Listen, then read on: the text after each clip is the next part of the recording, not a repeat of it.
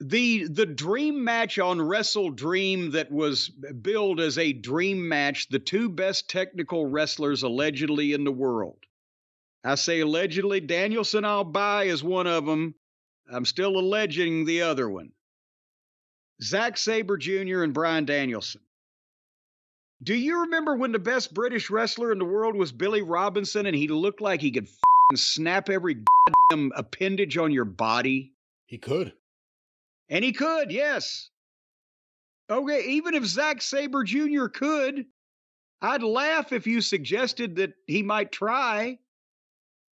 He looks like a fucking insurance salesman with a bad bleach job. There is none He of used these... he used to be even skinnier. This is him with weight on him. What? Oh yeah. No, if you'd seen him like 4 years ago, it was even he stood out even more as being really, really skinny despite his talent. This is him with weight. But how come in a previous generation, all the guys that were in their late 20s and early 30s looked like they were 40, and now all the guys that are almost 40 look like they're in their fucking late teens, early 20s? Terry Gordy looked like he was fucking 30 when he was 19. Nobody is intimidating, and here's the thing. Again, like I said, they needed with Barnett and Claudio, not Jim Barnett, but Josh Barnett. With my boy. Oh, yeah, my boy. With him and Claudio, they needed to educate the people on the style of wrestling they were going to do, and they also needed to have an issue, and Barnett just can't, show up because it's his hometown. Well, he did, so he can, but and for the people to understand what's going on, because it's not a wrestling crowd anymore, especially these people that come to see the trampoline fucking routine. But with Zack Sabre Jr. has been on their television, twice or three times? A couple of times he's talked. I think they had him in a tag team match. Did he get a single win one time? Again,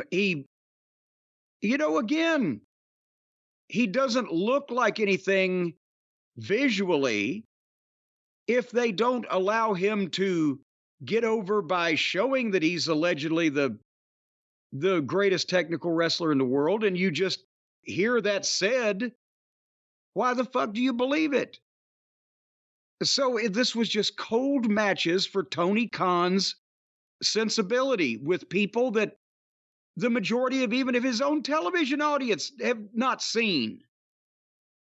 And there's the plumbers out there for color again. That's where Nigel had to almost say, shut up. Take a breath, John, and let me just ask you this. I would like to know from the AEW fans, was that a fair trade-off? You get the dream match, but you also have to get Moxley on commentary. I don't see how anything about that can be fair. But, on this show, they're going to have a good match here for the style that they're doing. But Danielson was wasted. This is not a marquee match. Zack Sabre Jr. means nothing. MJF was wasted. Moxley, thank fuck, wasn't even on the card, but he's a name there. Cole is injured. They neutralized or marginalized a lot of their top talent in meaningless matches with no issue, no grudge, no reason for happening. And in some cases, a cold match amongst top guys is not the worst thing. Except then you go it one further by having a cold match with somebody on one side of it that's never even on your fucking television. So it's a cold match with a nobody. So, and then Sockface started comparing this to Inoki versus Billy Robinson, that famous 60-minute draw. He was unbearable all night, Excalibur. Well, because he's in his element here. He pleasures himself to the Japanese indie wrestling. And then they stood there and let each other forearm the other one. And if this was a dream pro wrestling match, I'd have loved to give me one tackle, drop down, leapfrog, hip toss, kick off, arm drag, drop kick, bump to the floor. Give me some fucking wrestling. Don't give me the same shit that everybody else tries to do these days, and it was executed better. Danielson's great, and little Q-tip boy Zack Sabre can do all the moves, but he doesn't look like a salty old fucking, Welsh coal miner doing it. He looks like a fucking, like I said, a British life insurance salesman with a bad bleach job. And they're doing, if neither guy was over, this was a well-done, modern-style cold match that people would have sat on their hands for. Danielson is over, so that saved it. But there was no heel per se or babyface that the fans just like Danielson. But again, lots of kicks, lots of the mat wrestling. Danielson and MJF was a classic. This was laborious because people didn't care about half the fucking competitors. And again, they were doing the same thing that a lot of these other guys try to do these days. They just did it a lot better. But then finally, Danielson hit the knee and got a 2 count. So he got up and did the same thing again and got a 3 count. Well, am I being too hard? Maybe. I thought it was really good. Again, I'm not taking away. You're 100% right. This may not be the best use of Danielson. This is not a big money match to people who aren't in that bubble. Zack Sabre Jr. hasn't been built up well on TV. This match doesn't seem to mean anything in the general scheme of things in AEW, but I'm sure there'll be a rematch at Wembley or something down the road. But with all that said, I enjoyed it. I went into it knowing what it was going to be. It was going to be these two guys trying to do a really good grappling match. And it was. I liked a lot of the mat stuff.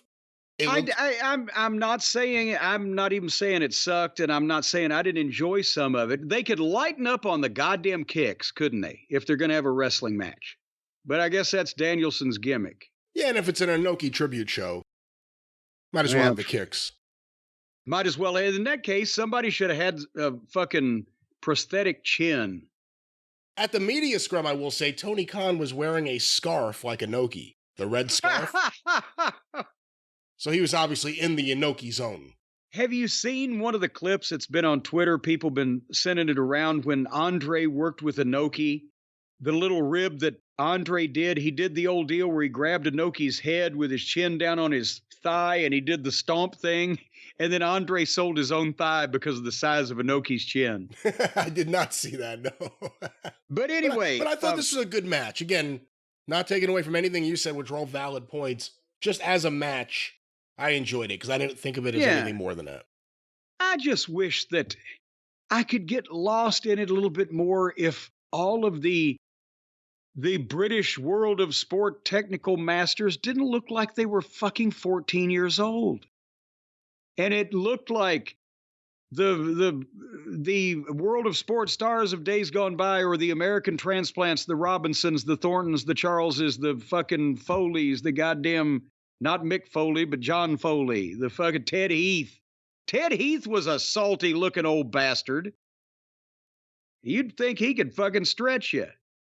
But there's a difference between tough and rugged kids going to a local gym and learning how to hook versus kids who grew up watching WWE deciding they want to get into wrestling. And then some of them eventually discover Japanese tapes and they want to do what they see there.